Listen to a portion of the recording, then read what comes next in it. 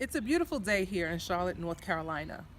But at this moment, there's a woman somewhere in this country who's not having a beautiful day. Why? Because she's been infected by a virus, a deadly virus. And I'm not talking about AIDS or HIV, I'm not talking about heart disease or even cancer. I'm talking about the virus of violence, domestic violence to be specific. You know, my mother in law was a victim of domestic violence. She suffered in silence for years, but by the time she decided to act, it was too late. She was killed by her partner, leaving behind two small children. Every 9 seconds, a woman is assaulted in the United States. Worldwide, at least 1 in 3 women have been beaten, coerced into sex, or abused in her lifetime. Domestic violence is one of the leading causes of death and the #1 cause of injury in women ages 15 to 44. That's more than car accidents, muggings, and rape combined.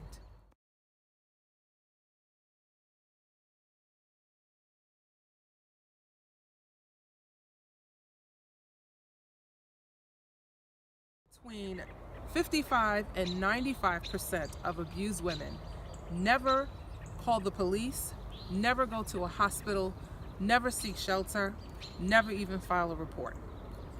55 to 95% of abused women are living with this virus.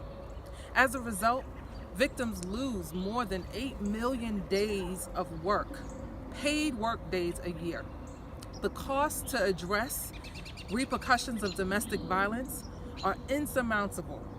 $5.8 billion a year go into treatment for women that are abused. There are 10 million children who witness domestic violence situations every year in the United States.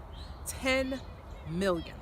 That's 1 out of every 15 kids that we see.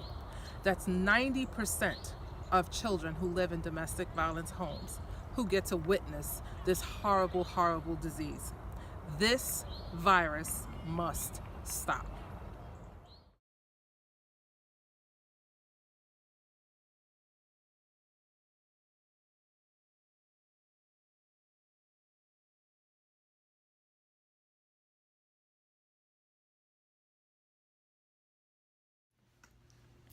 Make no mistake, it is a virus. It infects every person it comes in contact with in some way, shape, or form.